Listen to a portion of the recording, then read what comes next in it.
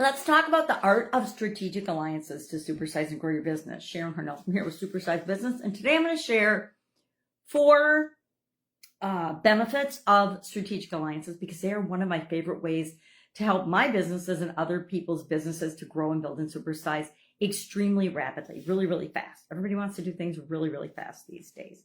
Then I'll share 4 examples of companies that have been using strategic alliances with massive success, and 4 key factors in strategies to apply and make sure that you're incorporating into your strategic alliances so that you are most likely to have success with the alliances that you form. What the heck is a strategic alliance, and why would I want to form one? A strategic alliance can take a lot of different forms, but basically it's an agreement between 2 or more companies to cooperate and work together to create a market advantage, bring products and services to market, to get distribution channels that you might not necessarily have access to right now. I use that in one of my main businesses that I was building and growing. We joined forces with other distribution networks in order to get our products and services out into the hands of the people. It was a physical product. It can take the form of joint ventures, licensing agreements, collaborative or co-branding products and services, as well as distribution partnerships. There's all different ways. You're kind of only limited by your imagination, what you can join forces with another organization to do and create in the world. One example of that would be Nike and Apple when they created Nike Plus. They used Apple's devices and equipment to partner with Nike's fitness tracking technology, and they created a whole new way to serve people, and both Nike and Apple benefited greatly from that partnership and continue to.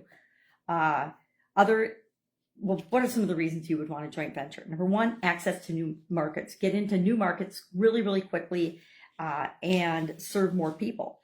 Distribution networks, customer base are 2 primary reasons that people joint venture or strategically align themselves in order to reach new people, new markets, more customers. We're pretty much all after more customers all the time. Any business is. Shared resources and expertise. Sometimes we join and create alliances because we don't have a technology or a strategy or a distribution channel or a way of doing something that we want to do for our business because we know it's going to help us supersize it. And so instead of trying to do it by ourselves or in-house or try to figure it out ourselves, we will go ahead and join forces with somebody else. And I've got lots of examples of each of these, but I'm not going to go into all of them because I would talk way too long. We do it for risk mitigation, sometimes by coming together and joining resources and expertise and things. We can reduce our risk of success or failure by diversifying different things and different assets. We can reduce financial exposure. We can have access to insurance or funding or things that we might not otherwise have. And then finally, for innovation and creativity. Sometimes we just don't have in-house the solutions to everything, and we need to work with other people in order to create what it is that we want. A lot of times with product development, we'll pick and choose different experts in different areas and build an actual strategic alliance team to create something that's never existed before. Examples of some successful strategic alliances are Starbucks and Nestle. In 2018, they formed a strategic alliance granting Nestle the right to market Starbucks products and packaged coffees around the world, which gave Starbucks massive distribution that they didn't have access to before. Toyota and Tesla in 2010 joined forces, and Toyota got access to some of Tesla's technology so that they could create their electric cars. And the RAV4 EV, which my daughter actually drives, and so does my mom. So that's interesting. And then Amazon and Whole Foods joined forces, which many of us during the COVID pandemic, I don't know about you, but I definitely ordered groceries from Amazon during the pandemic. And part of that was possible because in 2017, Amazon and Whole Foods joined forces to get groceries delivered through Amazon. And Amazon, I've talked about them several times as an example of a supersized business because, part of their objective, and it's a stated objective, is, to be the #1 provider of products and services, and products in the world, not services, but I think they do services too, probably. Key success factors for strategic alliances. What do we need to make sure that we're doing so that our strategic alliances are successful?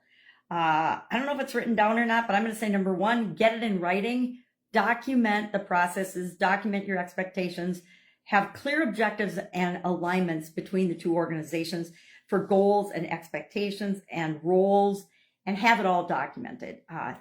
The few times I've done things and not documented them, it's turned out really, really bad, sometimes legally bad.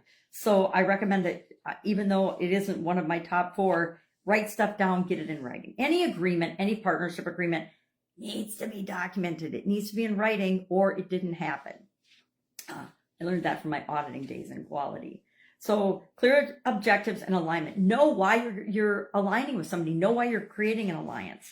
And if it's a short-term alliance or a long-term alliance, what's your objective? Second, mutual trust and commitment. You have to both be committed to the agreements and the alignment, or there's no point in doing it because it will not succeed. Flexibility and adaptability. Guess what? Everything changes all the time. And strategic partnerships and alignments, same thing. It's going to change. The environment around us is going to change. Things are going to happen. And so you have to be willing to be flexible and adaptable in order to make this or any other relationship work, right? And then finally, continuously evaluate and improve the agreement and the alignment and make it a living document that changes as the world changes.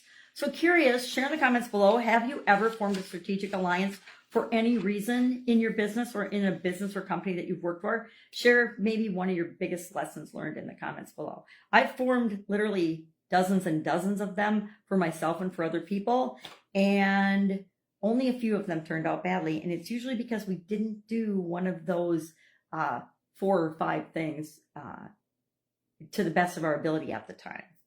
All right, have an awesome day. If I can help in any way, ask. Otherwise, I'll be with you tomorrow with another strategy that you can use to grow and build and supersize your business. Have an awesome day.